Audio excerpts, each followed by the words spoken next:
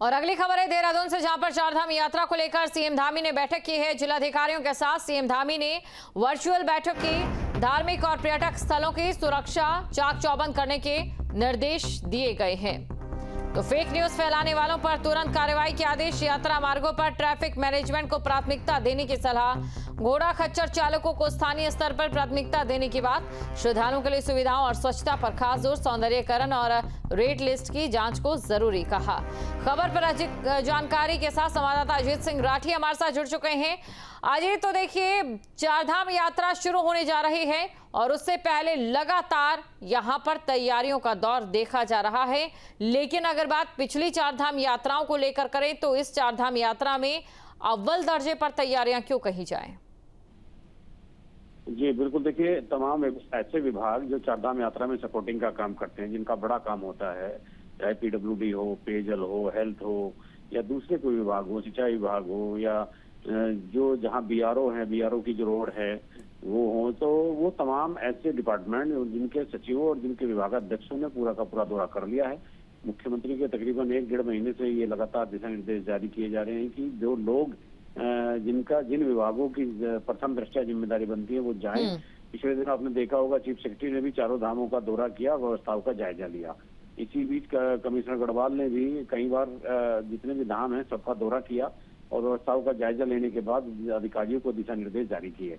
अभी पिछले दिनों ही ऋषिकेश में एक बड़ी बैठक कमिश्नर ने ली थी और उसके बाद अभी 2-3 दिन पहले, 4 दिन पहले तकरीबन मुख्यमंत्री ने ऋषिकेश में एक बड़ी बैठक ली, जिसमें स्टेक होल्डरों के साथ साथ तमाम विभाग जो हैं वो भी शामिल हुए।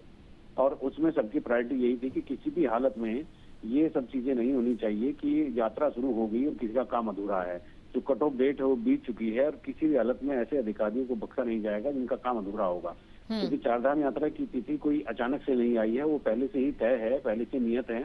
और पहले से तिथि नियत होने के लिए फिर आपको टारगेट इस तरह से फिक्स करने चाहिए थे कि जो इस तारीख से पहले काम हो जाएगा। कुल मिलाकर मुख्यमंत्री पुष्कर सिंह धामी चारधाम यात्रा को लेकर तो काफी इस बार संवेदनशील दिख रहे हैं।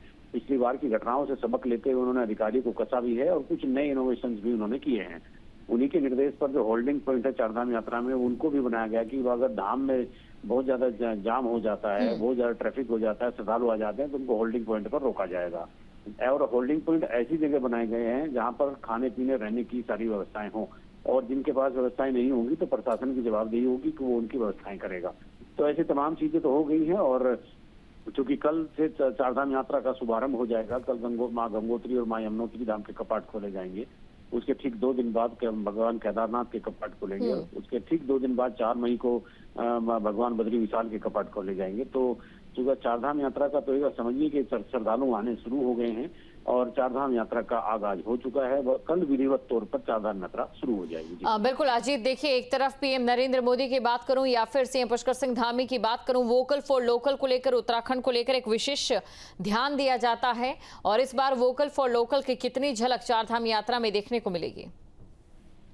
बिल्कुल, देखिए, ये एक महत्वपूर्ण विषय है। यानी जो वहाँ पर जो भी सामान, जो सामग्री जो धर्म से संबंधित हैं और या प्रसाद है, जो खाद्य सामग्री है, और जो आसपास के जो उत्पाद हैं उनसे बने हुए लोकल उत्पादों को वहां पर दुकानों पर रखा जाएगा, ताकि जो देश के कोने कोने से आए श्रद्धालु हैं वो लोकल उत्पादों का लुत्फ उठा सके। क्योंकि हिमालय में आप जानते हैं कि 100% जैविक उत्पाद होते हैं और लोग चूंकि स्वास्थ्य को लेकर के काफी कॉन्शियस हैं, और पहाड़ पर जो जड़ी बूटियां जहाँ उगती है वहां पर किसी तरह के प्रोडक्ट वहां से बनाए जाते हो तो वो उन तमाम स्थानों से भिन्न और गुणवत्ता युक्त होते हैं जो बाकी जगह होते हैं।